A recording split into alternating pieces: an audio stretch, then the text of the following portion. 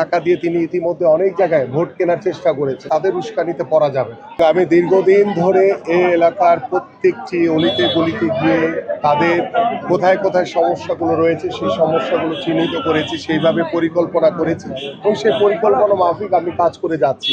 আমি দৃঢ়ভাবে আশাবাদী যে আগামী 12ই ফেব্রুয়ারি ত্রয়োদশ জাতীয় সংসদ নির্বাচনে আমরা ত্রয়োদশ জাতীয় সংসদ নির্বাচনে ইনশাআল্লাহ ধানের শীষের প্রতীক নিয়ে আল্লাহর রহমতে এই এলাকার সাধারণ মানুষের ভোটে শতভাগ আমি আশাবাদী যে নির্বাচিত হব ইনশাআল্লাহ, এবং নির্বাচিত হওয়ার পরে আল্লাহর রহমতে আমার যে পরিকল্পনাগুলো রয়েছে সেই পরিকল্পনাগুলো আমি বাস্তবায়ন করব ইনশাআল্লাহ। আর যিনি জামাতের প্রার্থী তিনি যে অভিযোগ করেছেন এটা টোটালি একটা মিথ্যাচার করেছেন, কারণ আমার এই এলাকায় সবচেয়ে শান্তিপূর্ণভাবে সবাই সবার মতো করে প্রচার প্রচারণা চালাচ্ছে। এবং আপনাদের কাছে কোনো তথ্য আছে কি না যেমন কোনো যে তাকে কেউ প্রচারণায় বাধা দিয়েছে, আমি জানি না আপনাদের কাছে সেই তথ্য আছে কিনা। আমার কাছে আপাতত নাই, কারণ আমি এখন পর্যন্ত আমাদের নেতা কর্মী সবাইকে বলা হয়েছে সতর্ক থাকা অবস্থায় আমরা গণতান্ত্রিকভাবে সবাই সবার প্রচারণা চালাবে। তারা অনেক সময় উস্কানি দিচ্ছে আমার নেতা কর্মীদেরকে বলা আছে যে তাদের উস্কানিতে পড়া যাবে না, এবং কড়াকড়ি এখন পর্যন্ত আমার এই এলাকায় শান্তিপূর্ণভাবে সবাই সবার প্রচারণা করছে।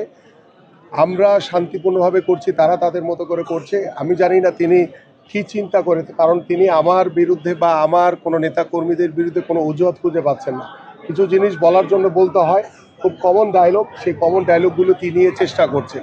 এবং তিনি এখানকার স্থানীয় লোকও না, তিনি ইতিমধ্যে বিভিন্ন জায়গায় অসহায় যারা মানুষ রয়েছে তাদেরকে টাকা দিয়ে তিনি ইতিমধ্যে অনেক জায়গায় ভোট কেনার চেষ্টা করেছেন। তিনি বিভিন্ন উপকরণ দিয়ে তাদেরকে আকৃষ্ট করার চেষ্টা করে তাদেরকে ভোট প্রদানের জন্য বাধ্য করা হচ্ছে বিভিন্নভাবে। তারা আপনার আগামী 12ই ফেব্রুয়ারি যে ত্রয়োদশ জাতীয় সংসদ নির্বাচন, সেই কিছু ইঞ্জিনিয়ারিং করার জন্য তিনি কিছু বোরকা এবং কিছু অনৈতিক কিছু কর্মকাণ্ডের মাধ্যমে তারা জাল ভোট দেওয়ার চেষ্টা করে যাচ্ছে।